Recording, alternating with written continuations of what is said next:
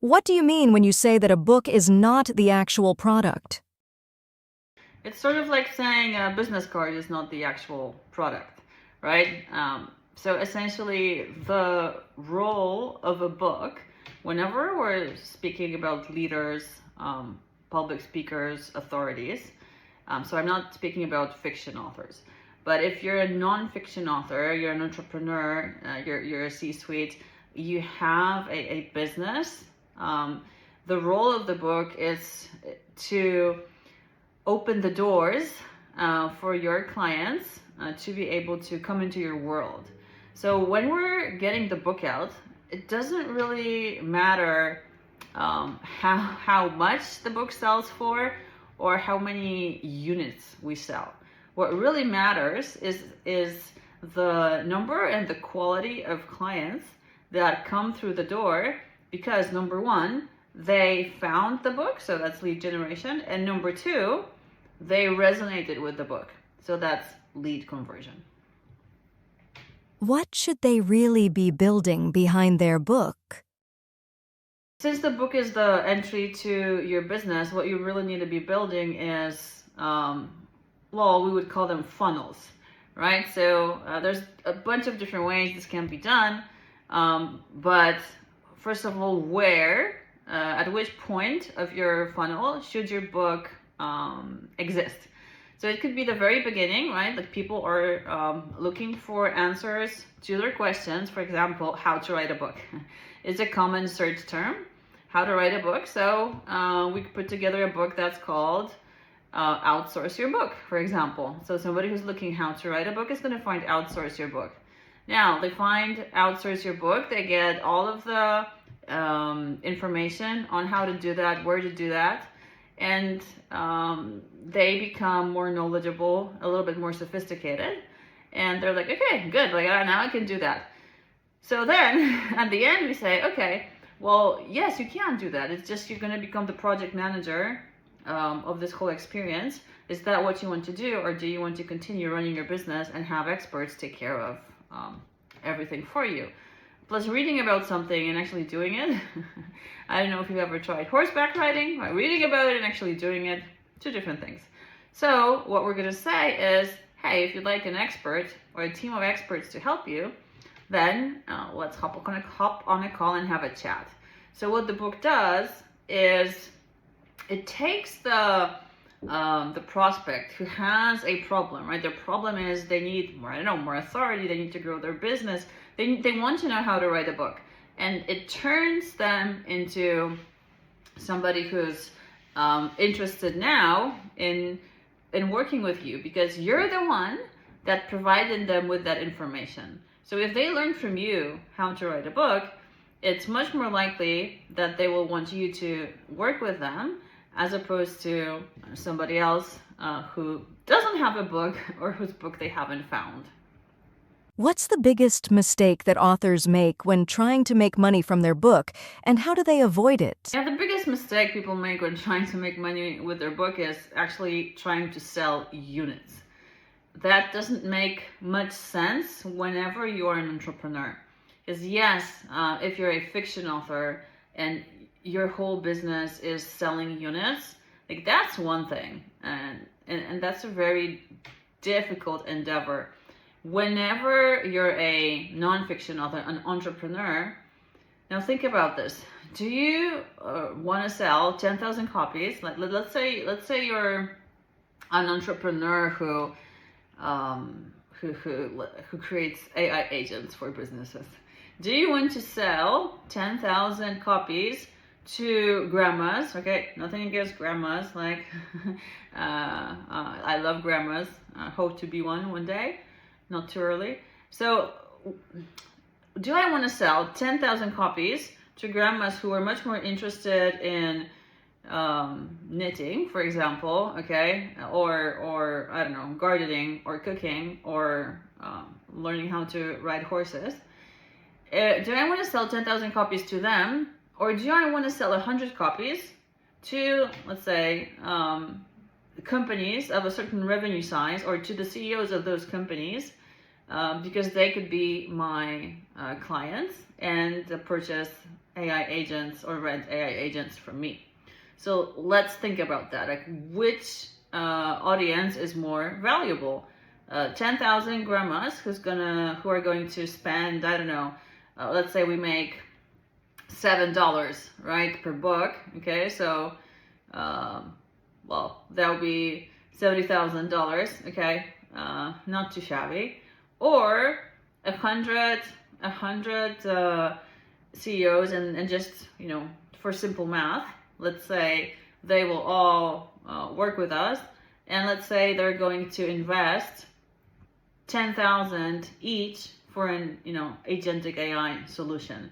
So if my math is correct, that's $1 million, right? It's $1 million against 70,000. So how many books do we want to sell, right? So it's the thinking that matters, and that thinking needs to start before we even start writing a book. That's why the best moment to start working with a team of experts is when you're only thinking about the book, so that you can do the strategy and actually strategize. Okay, who am I writing this for? What matters here? How should someone think about their book in the bigger picture of their business? How does it complement it? There's a couple different ways where the book can be used in the funnel, and also parallelly. So, for example, the way we've seen books used very effectively is as that lead generation tool. So it's how people find you. And this can be either on Amazon, people search, or search online, and Amazon search results pop up on top. Or, it could possibly be running ads to a book. So at the beginning of the funnel. Then another really good moment is later in the funnel, when you before you hop on a call with people. So right now we have a book called Your Book or Your Excuse. And before anybody comes and speaks to me, I always send them a copy, and a link to the book to read it, so that the conversations I have are much more elevated, more sophisticated. Like, we have better conversations because I don't have to answer beginner questions, right? So like beginner questions: why should I write a book? What will it do for me? Who have you worked with already? What are some typical results, some typical case studies? Questions, that people ask over and over again. So the idea behind this book was, read this book, and then you'll know if this is for you. So then when we hop on a call, it's no longer what will the book do for me. Like, that is clear. It's okay. It's then the specific situation of the leader that I'm talking to.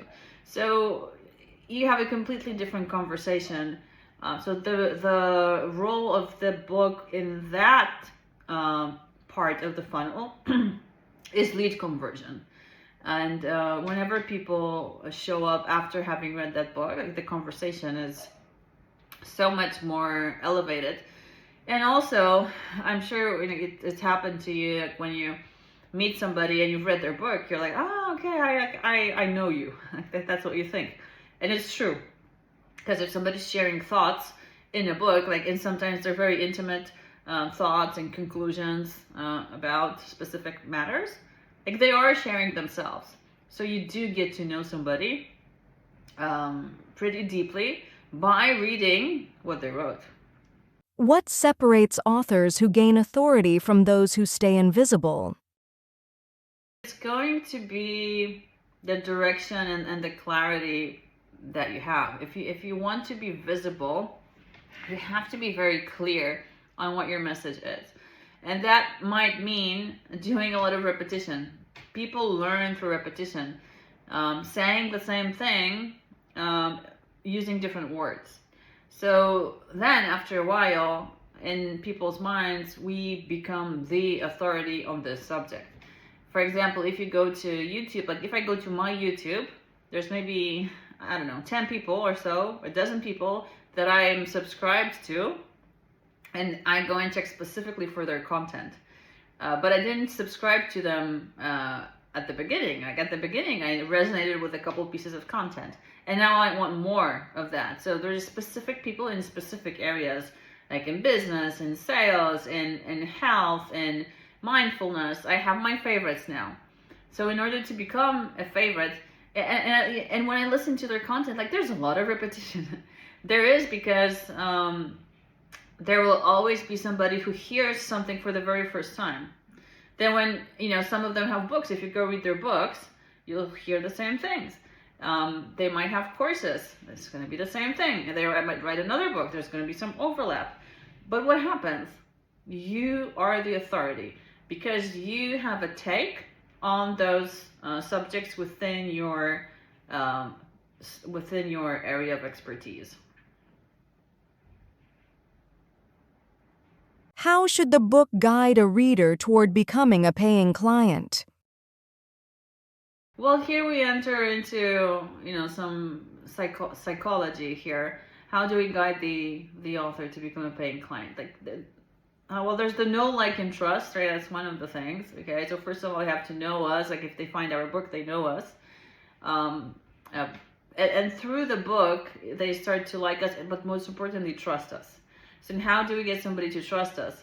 The best way is to show who we've worked with and what that led for them. And then at the end of the reading experience, if the prospect says, hey, I want that, then it's very likely that you're already going to be, number one on their list. Of course, in any market, like there are multiple players, but then you have to make a decision using some sort of criteria. And at those levels, in terms of like the people that we tend to attract, like the criteria you use is, okay, so, how professional are we here? What's the caliber of the clients that you've worked with? How long have you been around? Like, how many people have you helped? How many people have become best-selling authors through working with you? So when people read the book, for example, when you read your book or your excuse, you can find out that at Leaders Brands we've worked with, the team has worked with the leader of DHL, the leader of Mitsubishi, the leader of Montessori. We've helped more than 500 authors. We have like 250 plus 300 USA national bestsellers, people getting on all sorts of big media lists, so USA Today, Wall Street Journal, all of this. So, after you read a book like that, and also I talk about a lot of concerns, because when you are thinking about writing a book, you'll have a lot of, some people will call it concerns. I like to think about it as limiting beliefs that are stopping you from doing it. So, and these are very common. Like, people think, oh, this is so unique to me. It's not. A lot of authors have imposter syndrome, or feel like, I'll be ready 10 years from now. I'm not worthy right now, or who am I to have something to say, or somebody's already written about it, or somebody will write about it, or I'm busy, or, and all of that is these thoughts that become monsters that are stopping you from doing what you need to do. So it's when you see those concerns being overcome on paper, like, then when we actually hop on a call, like, this is a much more intelligent, much more elevated conversation, because we don't need to go through addressing these things